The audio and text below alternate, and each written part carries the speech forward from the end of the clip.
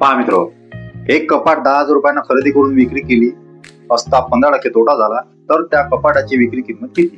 कसं काढायचं सेकंदात? पहा, लक्ष द्या. मी काय करून पहिले 15%चा फ्रॅक्शन किती येते? तर मग 15%चा फ्रॅक्शन येते 3/20. कसा आला?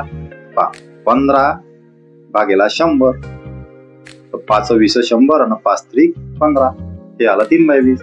हा तोटा झाला ना भाऊ, तर 20तून 3 वजा करा म्हणजे किती होणे? 17/20. आता हे होय माही विक्री किंमत 17 आणि 20 होईल माही खरेदी किंमत. आता मी काय करतो, मला माहिती आहे दिल्ली काय 10,000 रुपये तुमची खरेदी किंमत दिली आहे. खरेदी किंमत दिली म्हणजेच काय, मी असं म्हणू शकत नाही काय 20 म्हणजे माय 10,000. आता 20 ने किती गुणलं? 10,000 येते भाऊ. तो 20 ने पहिले गुणा 5 म्हणजे आले 100, झाले 1000, हे झाले 10,000. म्हणजे 20 गुणिला जर 500 केलं माय 10,000 येते. तसं 17 गुणिला 500 करा. 17 गुणिला 500 किती होईल माय? 8,500 होईल. 17 भाजी 85 284.